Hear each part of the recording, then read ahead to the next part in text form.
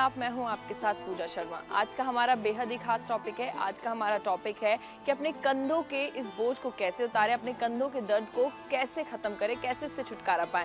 इस बड़ी सी दुनिया में हमारे नाजुक से छोटे छोटे कंधे काफ़ी ज़्यादा बोझ लेके घूम रहे हैं। चाहे छोटे बच्चों की बात हो या बुज़ुर्गों की बात हो या फिर हम जैसे जवानों की बात हो, सब हर कोई आजकल अपने कंधों पर दुनिया का भारी भरकम बोझ लेके घूम रहा है। अब इस बोझ को कैसे उतारें और अपने कंधों को किस तरीके से मजबूत बनाएं कि इस बोझ को अगर उठाना भी है तो हम आराम से उठा सके, इस बोझ के साथ इस जिंदगी को जी सके। तो कंधों के दर्द से छुटकारा पाने के लिए मैं आपको आज कुछ एक्सरसाइज बताऊंगी, कुछ आसन बताऊंगी। अब बिना किसी देरी के सबसे पहले शुरुआत करते हैं कंधों के इस बोझ से छुटकारा पाने के लिए कुछ एक्सरसाइज के साथ। तो सबसे पहले हम शुरुआत करेंगे शोल्डर रोल एक्सरसाइज के साथ। इसके लिए हमें अपने शोल्डर्स को कुछ इस तरीके से घुमाना है क्लॉकवाइज, और उसके बाद हम एंटी क्लॉकवाइज भी करेंगे। अब मेरे साथ आप 10 काउंट्स के साथ करिए इसको। 1 2 3, आराम आराम से करिए। 4 5 6 7 8 9 10। क्योंकि अगर आप बिगनर्स हैं तो आप शुरुआत में कोशिश कीजिए 10-10 के सेट करें। अब इसी को सेम इसी तरीके से एंटी क्लॉकवाइज हम करेंगे। 1 2 3 4 5 6 7 8 9 10। तो आपने देखा हमारे जो हैंड्स हैं वो थाइस पर प्लेस होंगे, हैंड्स को स्टिल रखेगा और उसके बाद आपको अपने शोल्डर्स को रोल करना है। पूरा का पूरा असर आपके शोल्डर्स पर इससे पड़ेगा, तो ये जो कंधों का बोझ है ये उससे उतरेगा। अब इसके बाद दूसरी एक्सरसाइज करते हैं। अपने हाथ को आप स्ट्रेट रखिए, उसके बाद कंधे पर अपने हाथ रखिए, उंगलियां रखिए। अब आपको इसको भी क्लॉकवाइज कुछ इस तरीके से घुमाना है और उसके बाद हम एंटी क्लॉकवाइज करेंगे। इसके भी 10-10 सेट्स करने हैं। इससे दरअसल असर यहाँ पर पड़ेगा, आपके एल्बोज पर भी पड़ेगा। तो एक तीर से 2 निशाने होने वाले हैं, आपके दोनों जगह पर असर पड़ेगा और काफ़ी ज़्यादा रिलीफ आपको फील होगा। चलिए 10 काउंट्स तक यहाँ के पहले क्लॉकवाइज हम इसको करते हैं। 1 2 3 4 5 6 7 8 9 10। अब सेम इसी तरीके से हमें एंटी क्लॉकवाइज करना है। 1 2 3 4 5 6 7 8 9 10। अगर आप बिगनर नहीं हैं तो आप कोशिश कीजिए आप 20-30 सेट्स तक करें, तो इसका असर पूरा आपके शोल्डर्स पे पड़ेगा। अब हम तीसरी एक्सरसाइज करते हैं। अपने हैंड्स को आप इस तरीके से प्लेस कीजिए। राइट हैंड को लेफ्ट रिस्ट पकड़िए और लेफ्ट हैंड से राइट रिस्ट पकड़िए। उसके बाद यहाँ पर आपको हैंड प्लेस करना है और कुछ इस तरीके से आपको स्ट्रेच, बहुत आराम आराम से आपको स्ट्रेच करने अपने हैंड्स को। इसको भी 10 काउंट्स तक करेंगे हम। 1 2 3 4 5 6 7 8 9 10। तो इससे आपने महसूस किया होगा कि पूरा का पूरा खिंचाव आपके शोल्डर से पड़ रहा है। अगर खिंचाव नहीं पड़ रहा है यानी आप बहुत आराम से कर रहे हैं। इतने भी आराम से नहीं करना, आपको बिल्कुल स्ट्रेच करना है अपने हैंड्स को। तो सारा का सारा असर यहाँ पर पड़ेगा, बहुत ज़्यादा रिलीफ आपको मिलेगा।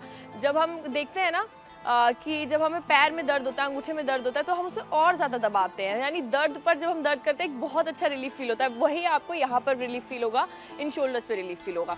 अब इसके बाद हम कुछ योगा आसन करेंगे और उन योगा आसन के थ्रू आपको समझाएंगे कि कैसे आपको अपने शोल्डर्स पर रिलीफ फील होगा। तो शुरुआत हम गरुण आसन के साथ करेंगे और गरुण आसन बिल्कुल खड़े होकर करना है। इस गरुण आसन करने से सिर्फ हमारे शोल्डर्स पर ही नहीं पूरी बॉडी पर असर पड़ने वाला है। सिमेट्रिकली हमारी पूरी बॉडी पर असर पड़ेगा। तो गरुण आसन किस तरीके से करेंगे, चलिए वो देखते हैं। तो आपको राइट लेग को अपने लेफ्ट लेग के पास पीछे कुछ इस तरीके से लेके जाना है, लाइक दैट। अपने हैंड्स को ऐसे प्लेस करना है। एक बार आप इस एंगल से भी देखिए, ऐसे लॉक करना है अपने राइट लेग को, लेफ्ट लेग को राइट लेग से आपको लॉक करना है, ठीक है। ऐसे अपने पैरों को लॉक करना है, उसके बाद हैंड्स को ऐसे स्ट्रेट। अब जितनी देर तक आप रुक सकते हैं इससे स्टिल रहिए और काउंटिंग करती रहिए। आराम आराम से सांसें लीजिए। अब बिल्कुल इसी तरीके से अब आपको अपने राइट लेग को लेफ्ट लेग से लॉक करना है।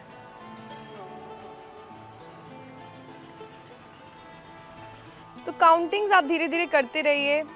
1 2 3 4 5 6 7 8 9 10। रिलैक्स हो जाइए।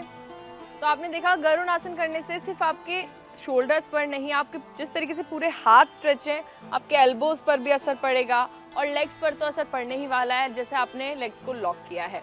आपका थोड़ी स्टेबिलिटी इस बीच नहीं बनेगी, बैलेंस नहीं बन पाएगा, लेकिन धीरे धीरे जिस डेली बेसिस पर अगर आप गरुड़ आसन करेंगे तो आप महसूस करेंगे कि जब आप 5 सेकंड तक होल्ड कर पाते हैं, आपके सेकंड्स बढ़ेंगे। 10 सेकंड तक आप होल्ड कर पाएंगे, उसके बाद 15 सेकंड तक होल्ड कर पाएंगे।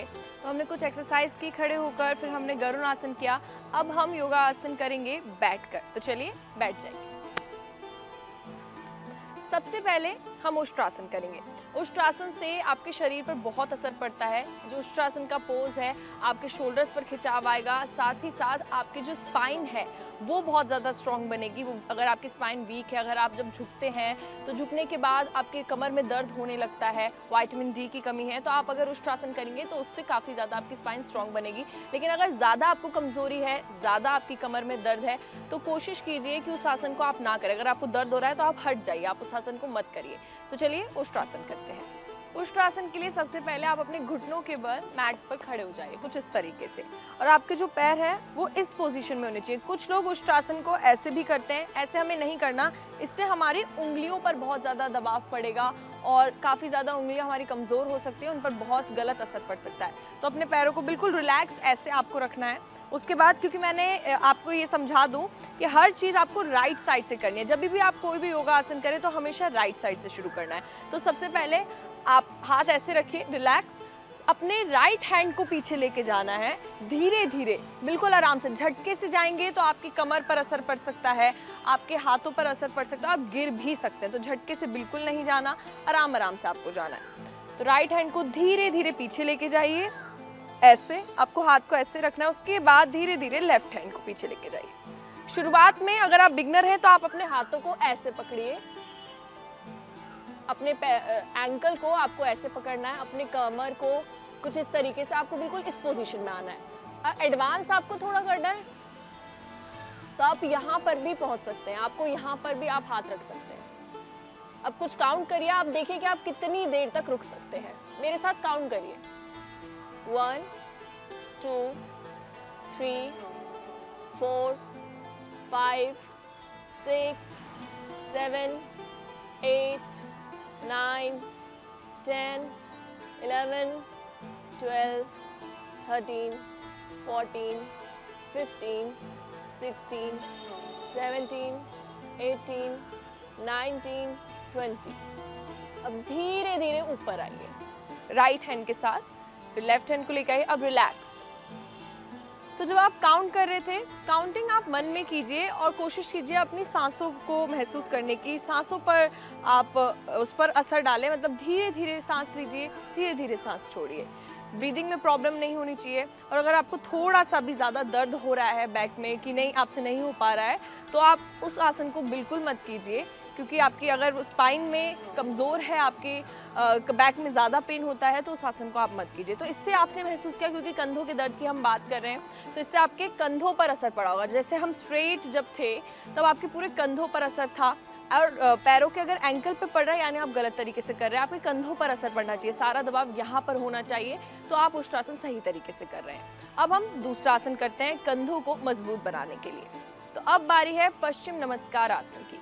हम सबको नमस्कार इस तरीके से करते हैं, लेकिन योग में एक अलग तरीके से नमस्कार भी किया जाता है, जिससे आपके शोल्डर्स काफ़ी ज़्यादा मजबूत बनते हैं। आप वज्रासन में बैठकर भी ये आसन कर सकते हैं, पद्मासन में भी कर सकते हैं, सुखासन में भी। मैं पद्मासन में आपको ये आसन करके दिखाऊंगी। पद्मासन में आप ऐसे बैठ जाइए, उसके बाद हाथ आपके ऐसे ही होने, लेकिन इस तरीके से नहीं। मैं आपको दिखाती हूँ।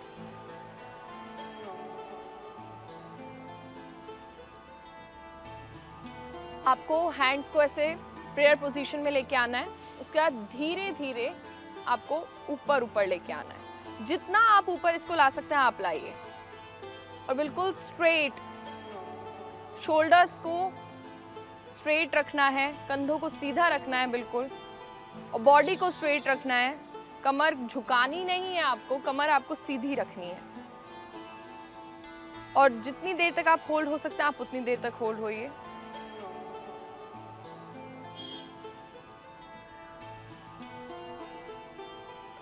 आप इसमें महसूस कर रहे होंगे कि आपके शोल्डर पर भी खिंचाव है और आपकी कमर पर भी असर पड़ रहा है, यानी एक तीर से दो निशाने इस आसन में भी हैं। अब चलिए मेरे साथ काउंट करिए, आप कितनी देर तक रुक सकते हैं। मैं 20 काउंट तक ये आसन आपके साथ करूंगी। अगर आप बिगनर हैं तो 20 काउंट तक आप आराम से कर लेंगे। 1 2 3 4 5 6 7 8 9 10 11 12 13 14 15 16 17 18 19 20। अब धीरे धीरे अपने हाथ को नीचे लेके जाइए, और जिस तरीके से आप ऊपर लेके आए थे बिल्कुल वैसे ही आपको हैंड्स को रिलीज करना है। तो आपने महसूस किया होगा कि आपके शोल्डर्स पर इस पर असर पड़ा। पद्मासन में आप बैठकर करिए, वज्रासन में बैठकर करिए, सुखासन में, आप किसी भी आसन में जो आपको जिससे रिलैक्स फील हो रहा हो आप उस तरीके से आप इसको करिए। अब बारी है पूर्वोत्तानासन की। पूर्वोत्तानासन भी आपके लिए उतना ही ज़रूरी है जिस तरीके से शोल्डर स्ट्रेच आपने किया, उष्ट्रासन किया। पूर्वोत्तानासन करने के लिए हमें जो पोजीशन लेनी है वो मैं आपको बताऊंगी, लेकिन उससे पहले मैं आपको कुछ बातें बता देती हूँ। अगर आप बिगनर हैं तो आप ज़्यादा देर तक इस आसन को होल्ड नहीं कर पाएंगे, शायद आप इस आसन को कर भी ना पाएँ, क्योंकि उसमें आपको बिल्कुल आपकी बॉडी को स्टिल रख कर होल्ड करना है। तो घबराइएगा मत, कोशिश ज़रूर करिएगा धीरे धीरे, क्या पता आप 2 सेकंड होल्ड कर पाएँ, 3 सेकंड होल्ड कर पाएँ, तो वो भी बहुत ज़्यादा बेहतर है। तो धीरे धीरे आपके सेकंड्स भी उसके लिए बढ़ेंगे। तो चलिए पूर्वोत्तानासन की शुरुआत करते हैं। उसके लिए आपको सबसे पहले अपने पैरों को सीधा रखना है और अपने हैंड्स को ऐसे प्लेस करना है। दोनों हैंड्स को, राइट लेफ्ट दोनों को आपको यहाँ पर प्लेस करना है। कुछ लोग अपने हाथों को बाहर की तरफ भी रखते हैं, लेकिन ये सही तरीका नहीं होता। सही तरीका ये है, तो इनसाइड रखना है अपने हाथों को, दोनों को इनसाइड रखना है। ऐसा नहीं एक को आपने बाहर रखा हो और एक को अंदर रखा हो, ऐसे नहीं करना, आपको दोनों हाथों को इनसाइड रखना है। चलिए अब धीरे धीरे शुरुआत करते हैं इस आसन की। अब धीरे धीरे अपनी बॉडी को ऊपर की तरफ लाइए और अपने घुटनों को स्ट्रेट रखिए और कोशिश करिए आप पैरों के तलवों को नीचे तक टच करने की।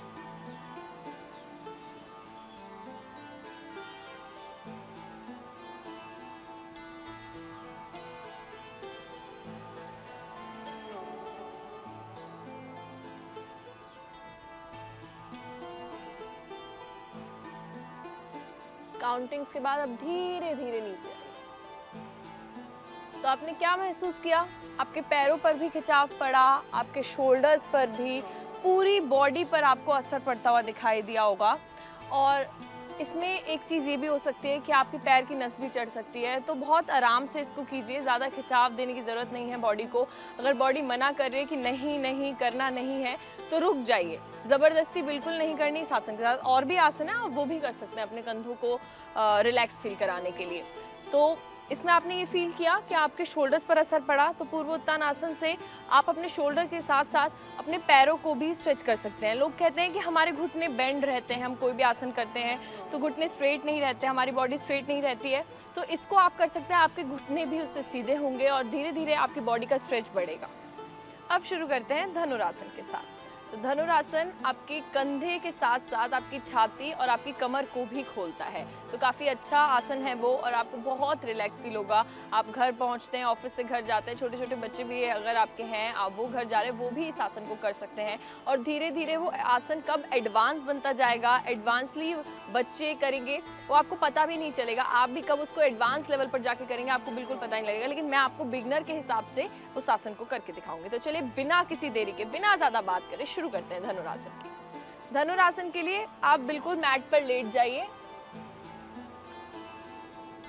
लेटने के बाद आपको अपने दोनों हाथों से अपने एंकल को पकड़ना है, लेफ्ट से लेफ्ट लेग को, राइट से राइट लेग को। इसके बाद धीरे धीरे आपको अपनी बॉडी को ऊपर लेकर आना है, आप सांसें लीजिएगा, ब्रीद इन ब्रीद आउट करिएगा, बिल्कुल सांस नहीं रोकनी है और धीरे धीरे सांस लीजिएगा और बोलना भी नहीं है। मैं भी नहीं बोलूँगी तो मन में हम काउंटिंग करेंगे, 20 तक कोशिश करिएगा, 20 तक आप रुक पाए, जितनी देर तक आप स्टिल रह पाए।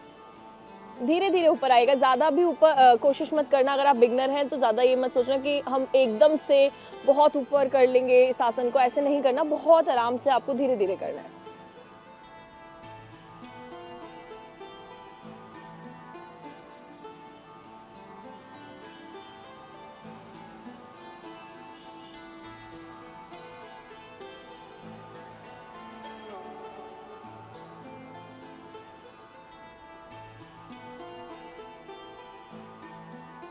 और ऐसे धीरे धीरे आपको नीचे आना है।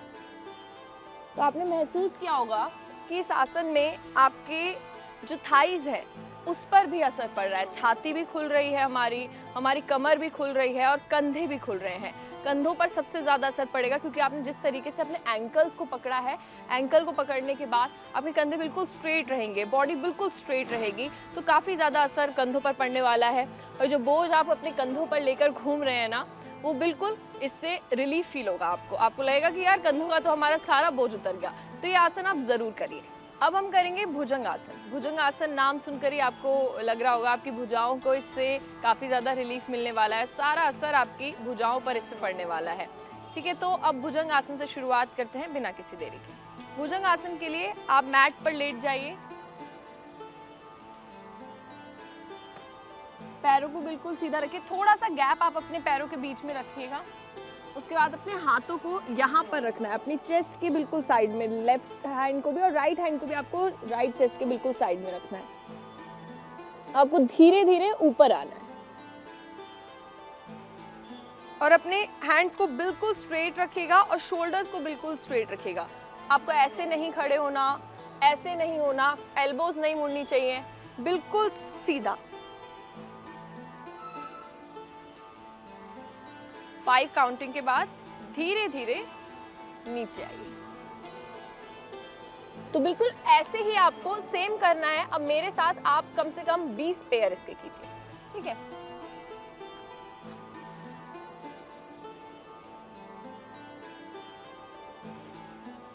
वन,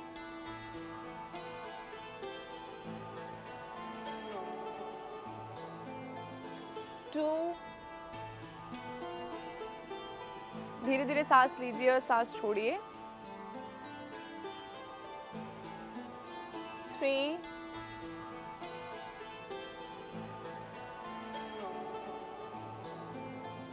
4।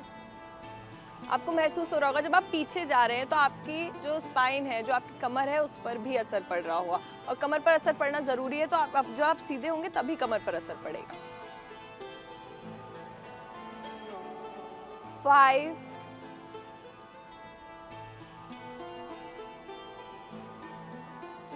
6। जब आप नीचे जा रहे हैं तो सांस छोड़िए, ऊपर आ रहे हैं तो सांस लीजिए। Breathe out, breathe in,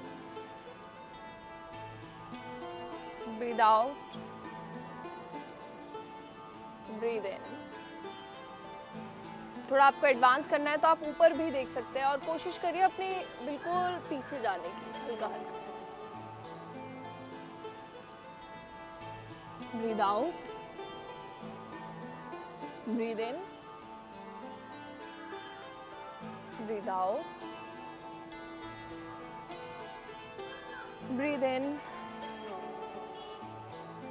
breathe out. बिल्कुल आंखें बंद कर भी आप कर सकते हैं, आपको बहुत रिलैक्स फील होगा। आप आंखें बंद कर करेंगे तो आपका माइंड बिल्कुल ब्लैंक होगा और आपका सिर्फ इस आसन पर ही ध्यान होगा।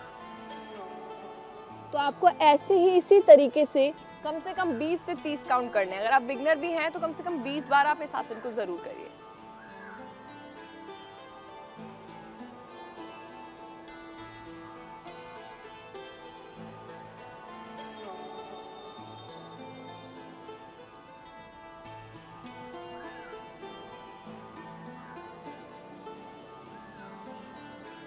अब धीरे धीरे चाइल्ड पोज में आकर रिलैक्स हो जाइए।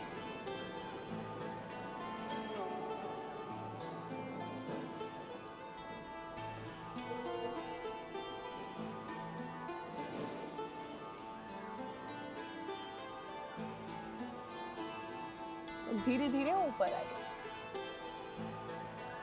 तो भुजंगासन हमने किया, आपने क्या महसूस किया भुजंगासन से? आपकी कमर पर भी असर पड़ा, आपके हाथों पर भी, रिस्ट पर भी, और साथ ही साथ शोल्डर्स पर तो पड़ा ही है। तो कंधों का बोझ भुजंगासन से तो ज़रूर कम होने वाला है। तो डेली आप कम से कम 30 इसके सेट करिए।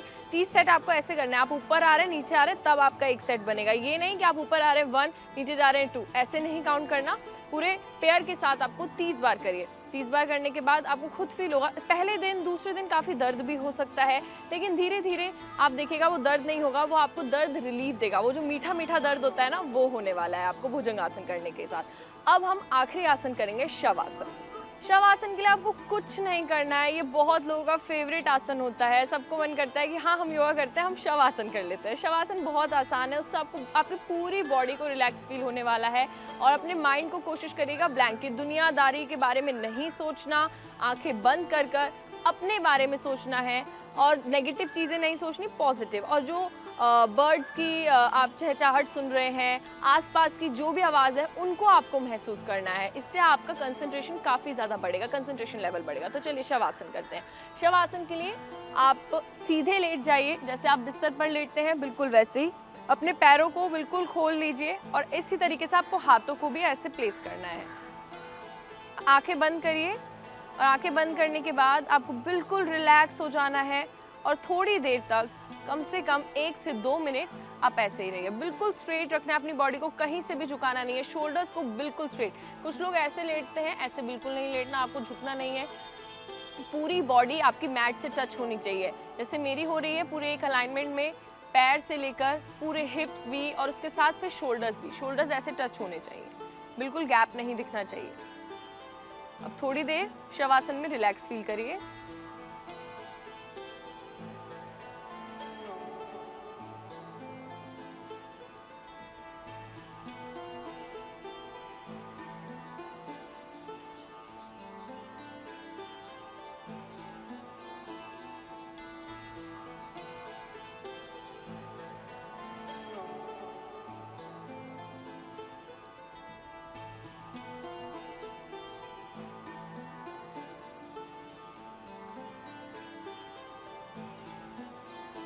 अब धीरे धीरे अपने हाथों को वापस लाइए और उठिए। आंखें खोलिए। आपको महसूस होगा शवासन जितना रिलैक्सिंग आसन है, इतना शायद कोई भी आसन नहीं है। शवासन काफ़ी इजी भी है, हर कोई कर सकता है। आप अपने बिस्तर पर लेटते हैं, उसी तरीके से आपको मैट पर लेटना है। लेकिन इसमें सबसे अहम बात ये होती है कि जब आप शवासन कर रहे हैं, शवासन करने के साथ आपको कुछ भी नहीं सोचना है, एक भी चीज़ नहीं सोचनी। अगर ज़िंदगी में तनाव बढ़ रहा है, तनाव चल रहा है, काफ़ी ज़्यादा दिक्कतें हैं, आपको उसके बारे में भी इस आसन में नहीं सोचना। और वही आपकी विल पावर को स्ट्रॉन्ग करेगा, वही आपको मजबूत बनाएगा। तो शवासन आपके कंधों के साथ साथ आपको भी मजबूत बना रहा है और आपको फिजिकली नहीं, आपको मेंटली काफ़ी ज़्यादा ये आसन फिट करने वाला है। तो आज हमने बहुत सारे आसन किए, बहुत सारी एक्सरसाइज भी की, हमने शोल्डर रोल किया, उसके बाद हमने उष्ट्रासन भी किया, हमने गरुड़ आसन भी किया, शवासन भी किया। और ये सारे आसन करने के साथ आपके कंधे काफ़ी ज़्यादा मजबूत होने वाले हैं। छोटे छोटे बच्चे भी ये आसन कर सकते हैं, आप भी कर सकते हैं, नौजवान भी कर सकते हैं, बुजुर्ग भी कर सकते हैं, हर कोई आसन कर सकता है। लेकिन अगर आपको आपकी बॉडी में कहीं भी खिंचाव आता है, चाहे कमर में हो, हाथों में हो, तो आप उस आसन को तुरंत छोड़ दीजिए। झटके से बिल्कुल नहीं छोड़ना है, बिल्कुल आराम से आपको वो नहीं करना है। तो चलिए फिलहाल के लिए इस वीडियो में इतना ही। अगली बार फिर हाजिर होंगे एक नए टॉपिक के साथ। नमस्कार।